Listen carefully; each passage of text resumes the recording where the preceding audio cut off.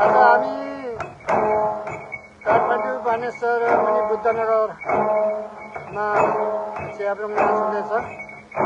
यो चाहिँ हाम्रो अहिले काठमाडौँमा हुनुहुन्छ नरप्रसाद पायनको छोराको घर हो। यो नयाँ घर याथुङ लिम्बूहरूको परम्परा अनुसार चाहिँ नयाँ घर बनिएपछि चाहिँ त्यसलाई चाहिँ थकथकमा गरेर चाहिँ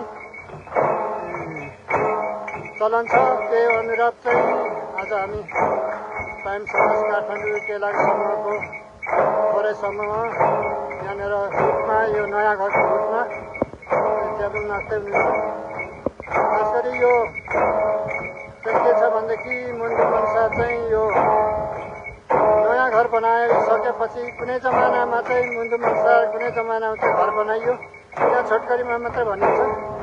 घर बनाउँदाखेरि चाहिँ घुनले खाएर चाहिँ सबै त्यो घरहरू भत्केछ।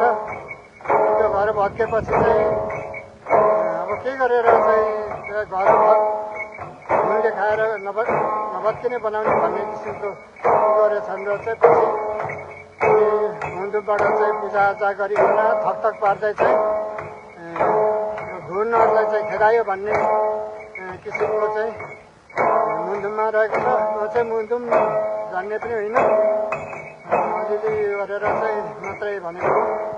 र अहिले चाहिँ हाम्रो शिव पायमको घर माथि हुटमा चाहिँ हाम्रो च्याब्रुङ टोलीको चाहिँ सानो ग्रुप नाच्दै हुनुहुन्छ। र त्यस पछाडि चाहिँ हामी चाहिँ पूजाआजा चाहिँ खेदाङबाट पूजाआजा सकिसकेको छ। अब यो थकथक गर्दै चाहिँ तल झारेर चाहिँ खेदाउने र मुन्डु मनसा त्यसरी चाहिँ खेदाएपछि चाहिँ अर्को घर बनाएपछि चाहिँ